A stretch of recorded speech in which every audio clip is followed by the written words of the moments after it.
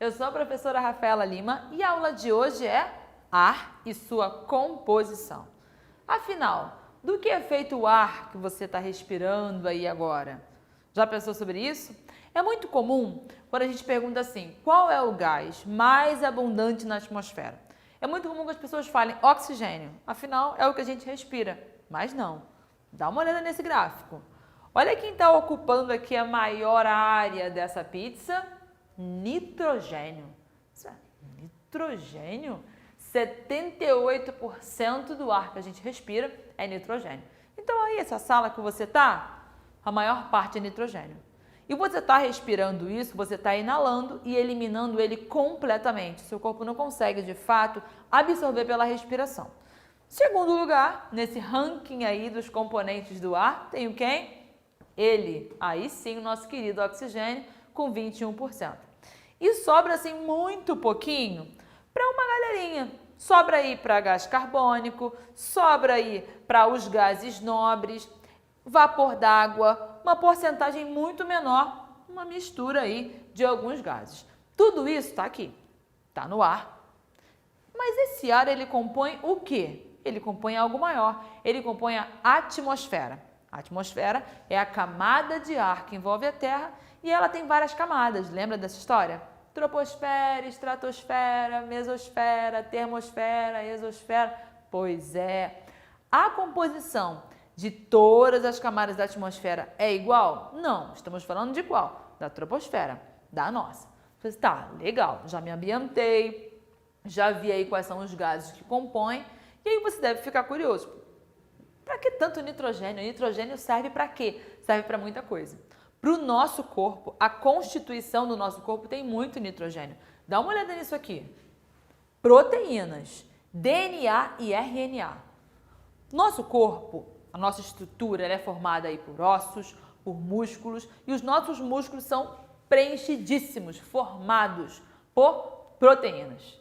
Em todas as nossas células, no núcleo delas, com exceção das hemácias, que são as células dos glóbulos vermelhos que não têm núcleo, todas as outras, no seu núcleo tem um material genético, tem DNA. E para produzir novas proteínas, eu preciso do RNA. Na formação dessas moléculas, tem nitrogênio. Então, acredite, tem nitrogênio pra caramba no nosso corpo. Afinal, são moléculas muito abundantes. Além disso, você fala assim, gente, tá, mas como é que isso foi parar lá? Se eu tô aqui, ó, respirando nitrogênio, inspirando nitrogênio e expirando nitrogênio. Não tá ficando. Como é que eu pego esse nitrogênio? A fonte de nitrogênio vai ser a alimentação. Quando você come uma carne, carne não é músculo? Músculo, então, tem proteína, eu tô aí obtendo esse nitrogênio. Não como carne, sou vegetariano, sou vegano. Tranquilo, você vai comer aí um brócolis, você vai comer uma couve, tem proteína, tem nitrogênio, você vai repor isso aí. E sem contar com os ácidos nucleicos, com DNA e RNA, que tudo que é vivo contém. Então, a forma que a gente vai obter esse nitrogênio é na nossa alimentação, seja ela carnívora ou vegetariana. Aí você se pergunta, interessante, como é que foi parar no corpo deles se a gente não pega? Existem seres que conseguem captar esse nitrogênio da atmosfera. Sabe quem são eles? Bactérias. Existe um processo chamado ciclo do nitrogênio. O ciclo do nitrogênio, as principais atrizes são as bactérias. Elas estão capturando esse nitrogênio na forma de N2, que é o nitrogênio atmosférico, e esse nitrogênio ele passa por uma série de transformações. Eles capturam, eles fixam esse nitrogênio, transformam elas no solo em amônia, que é uma substância tóxica, vão fazer uma sequência de transformações em nitrito, em nitrato, e esse nitrato as plantas absorvem em suas raízes. A planta absorveu, vai chegar na gente, direta ou indiretamente. Então, eu não gosto de comer muita folha, mas você come o frango que come a folha. Logo, isso está passando, tá? O que no nosso corpo a gente elimina? Nitrogênio. Urina. Na nossa urina tem excreta nitrogenada, tem ureia. É a quebra dessas proteínas aí, está sendo eliminado. Então, na urina, eu estou devolvendo para a natureza, estou fazendo parte do ciclo, eliminando aí nitrogênio e vai continuar circulando. Então, se eu não tivesse essas bactérias, que são fixadoras de nitrogênio, que fazem a transformação nas etapas do ciclo do nitrogênio, ia complicar bastante. Além disso, de que outras formas que o nitrogênio ele vai impactar? Ele vai impactar, se ele tiver em excesso, porque já tem bastante, correto? Já tem bastante. Imagina ter mais que isso. Se eu tenho uma quantidade maior, no ar pode haver reações químicas e formar ácidos no ar. No caso de uma precipitação, numa chuva, ao invés de uma chuva cair com uma acidez assim leve, suportável para a natureza, essa chuva ela cai muito ácida. Qual essa chuva ela cai com um pH mais baixo. Essa acidez ela vai causar danos à natureza. Ela vai interferir em corpos d'água, em rios, ela leva à morte de pequenos seres, queda de folhas, destrói materiais metálicos. Isso por quê? Porque eu tenho um excesso de nitrogênio que vai reagir e vai formar um ácido mais forte aí. Além disso, esse gás em excesso vai se somar também para interferir no aquecimento global, para aumentar a temperatura. E se esse excesso de nitrogênio se dá em corpos d'água, em lagos, em rios ou em mares, junto com outros nutrientes, propicia, gera condições para que haja uma proliferação muito grande de algas. Você fala assim, mas algas são amigas, qual o problema? Se eu tenho um boom, uma proliferação de algas, elas acabam consumindo demais oxigênio. Se eu consumo demais oxigênio, vai faltar para alguém, correto? Acaba levando à morte de peixes e outros seres aquáticos. Então a eutrofização ela é um problema, ela é um indicador ali, um índice de uma poluição daquela água. Então, nitrogênio demais na água vai dar problema. Sim, entendi então que o nitrogênio é super importante, que ele forma o nosso corpo, e entendi também que em excesso vai dar problemas. E aí eu vou então para o nosso segundo mais abundante, que é o oxigênio. O oxigênio dispensa apresentações, né? O que seria da sua e da minha vida sem oxigênio? Ele é aí a nossa fonte, a nossa respiração. Você respira para quê? A sua respiração, você respira para dentro das suas células você produzir energia. Esse oxigênio vai entrar, vai reagir com a glicose de tudo que você come e dentro das suas células, numa organela chamada mitocôndria, produz energia para você se manter vivo e ativo. Não tenho respiração, não entrou oxigênio? Já era. Como que a minha célula vai produzir energia sem oxigênio? Então, o oxigênio é muito importante. E no caso da combustão?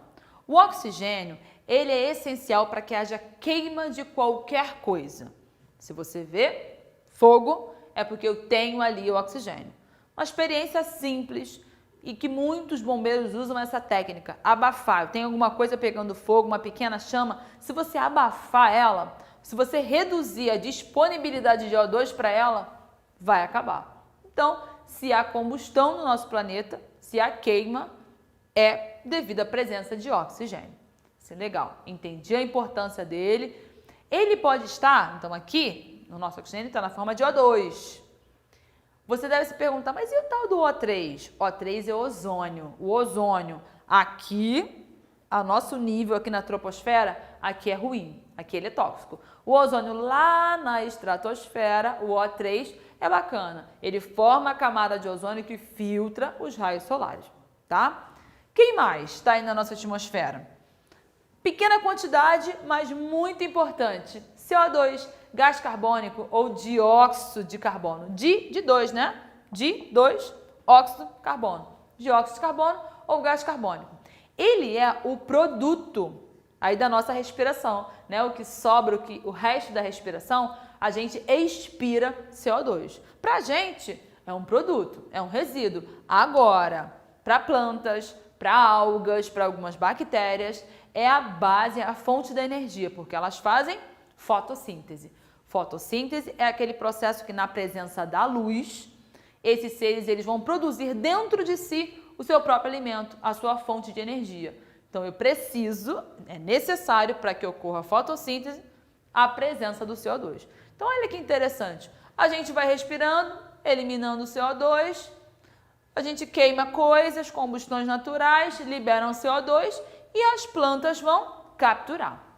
O CO2, ele também aí na quantidade legal que ele está na nossa atmosfera, apesar de você pensar assim, gente, mas é muito pouquinho, na proporção, mas tem uma quantidade legal. Ele é um gás estufa. Ele é um gás que ajuda a Terra de forma natural, efeito estufa, é natural, de forma natural, reter calor. Para que a gente não tenha uma variação de temperatura muito grande. Sabe aquela coisa assim, de dia muito quente, à noite muito frio, uma coisa bem deserto? Não. A média da temperatura da Terra ela consegue ser mantida por conta do efeito estufa. Então, o gás carbônico é um dos gases estufa. Qual o problema? O problema é aqui, ó. Muita gente respirando, muita queima, muito gás carbônico liberado e pouca fotossíntese. Se eu desequilibro esse ciclo, vai dar problema. Que é aí, esse aumento da retenção desse calor, é um defeito no efeito estufa, ou seja, eu esquento demais, o aquecimento global. Vapor de água. Tem vapor de água? Claro que tem, as coisas não estão evaporando aí. E vapor de água ajuda? Ajuda. Você já viu aí alguns dias, tá vendo na televisão, a pessoa olha a umidade relativa no ar, a quantidade de vapor que tem no ar. Se tem muito vapor, ele fica muito úmido. Se tiver pouco vapor, fica muito seco. A gente sente diferente isso, sente a temperatura diferente, nossa saúde percebe. Então, esse vapor de água, ele vai fazer aí, tem essa relação da umidade relativa do ar e a saúde. Ele ajuda na regulação da temperatura também. Então, se está frio e está úmido, você sente mais ainda. E se está quente e úmido, a sensação que a gente tem também vai ser diferente.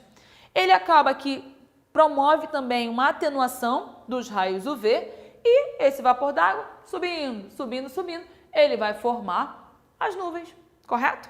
Na evaporação, lembra que o vapor ele vai subir, vai rolar um processo aí de condensação, esse vapor volta a virar líquido e forma a nuvem. Nuvens carregadas, chove, precipitação. Ah, legal. E para a gente fechar nossa aula, precisamos lembrar deles, dos gases nobres. Os gases nobres são gases que não se combinam com outros gases e eles estão em pequena quantidade na atmosfera. Pequenas quantidades, porém cada um com utilidades diversas. Vai ter utilização para balões, para a produção de lâmpada, para alguns tratamentos médicos. Então é bem diverso o uso dos gases nobres no nosso cotidiano. Tranquilo? Revisamos então a composição do nosso ar e fechamos aqui a nossa aula. Até a próxima. Tchauzinho!